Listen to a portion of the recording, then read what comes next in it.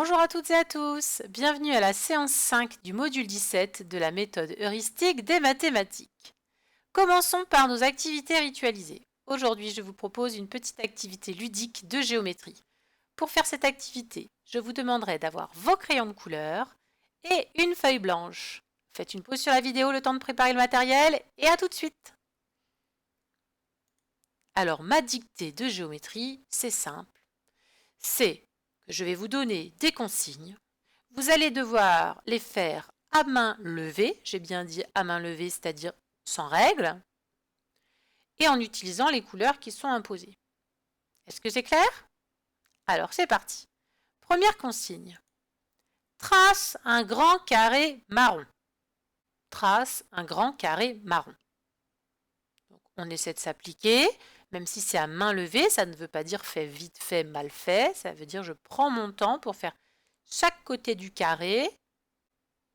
Très bien, en faisant attention à voir des côtés qui ont l'air assez droits malgré tout.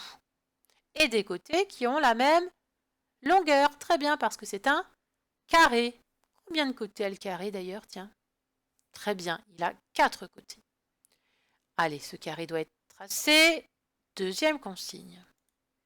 Trace un triangle rouge au centre du carré. Alors, pas la peine d'en faire un très très grand. Trace un triangle rouge au centre du carré. Et le triangle, combien a-t-il de côtés? Bravo, c'est une figure géométrique qui a 3 côtés. Au centre du carré, ça veut dire au milieu du carré. Ça y est, j'ai fait? Alors passons à la troisième consigne.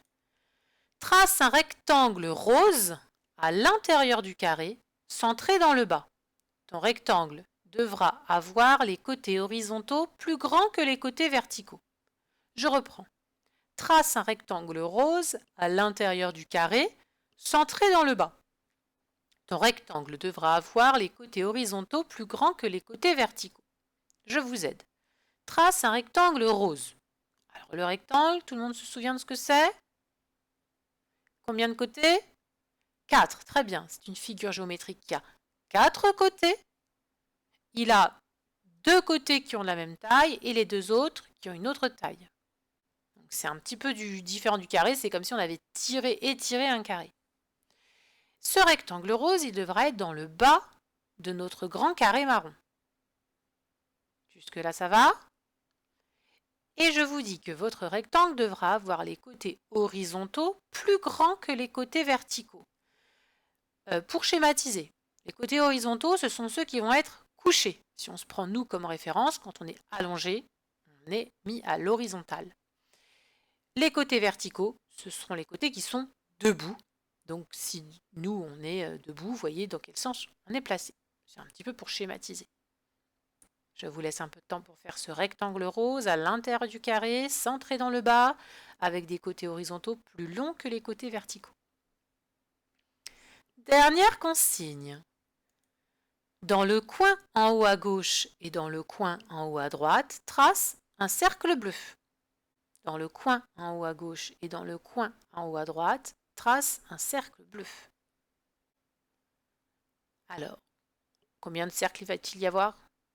Eh oui, 2, puisque je dis d'en faire un dans un coin en haut à gauche et un dans le coin en haut à droite. Le cercle, c'est pareil, même si c'est à main levée, on s'applique, on essaie de le faire le plus rond possible.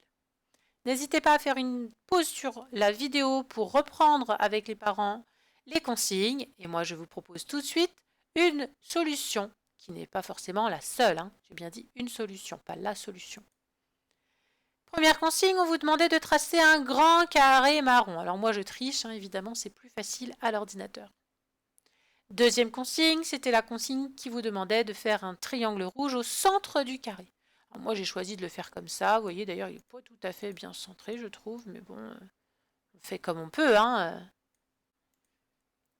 Ensuite, je vous demandais un rectangle rose centré dans le bas avec des côtés horizontaux plus longs que les côtés verticaux. Tadam! Moi, je propose ça. Qu'est-ce que vous en pensez? Il est plutôt centré, il est bien dans le bas.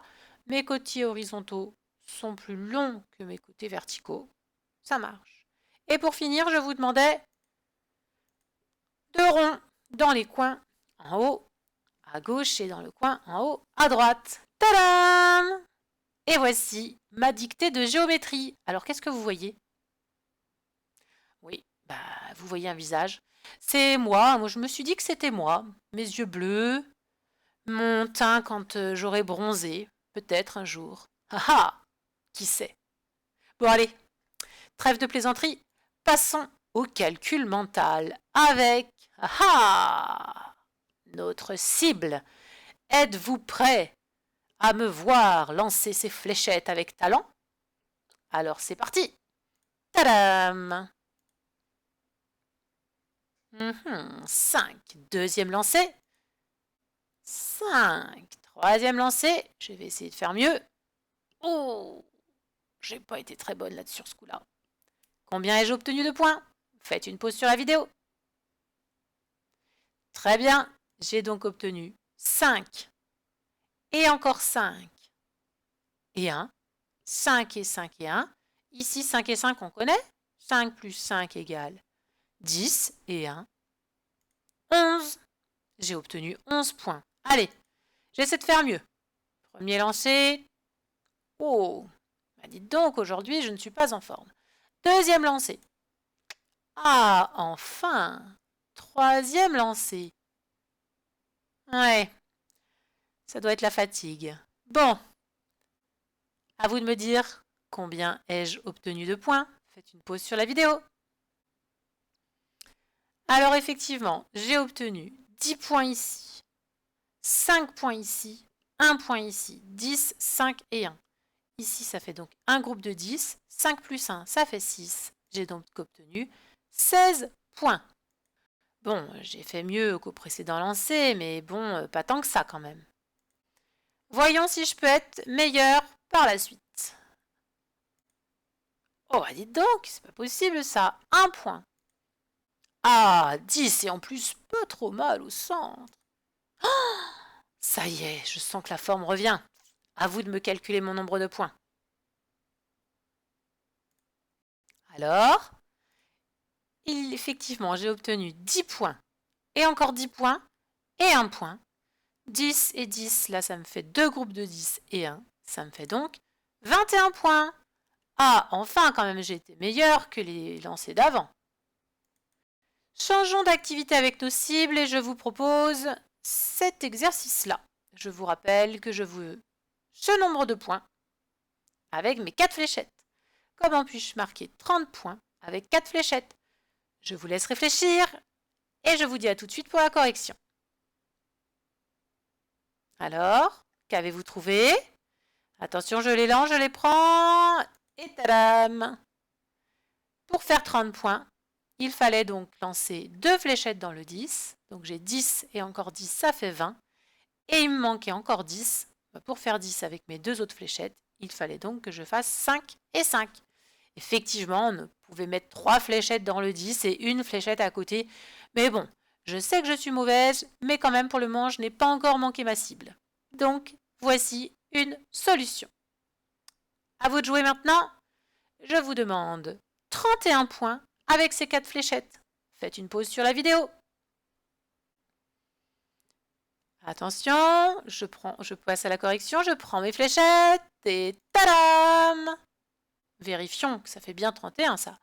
10 et 10, 20 et 10, 30 et 1, 31. Bravo maîtresse. Ah, je me sens forte. Bon allez, passons à la suite. Activité suivante avec les cibles et je vous demande qui gagne?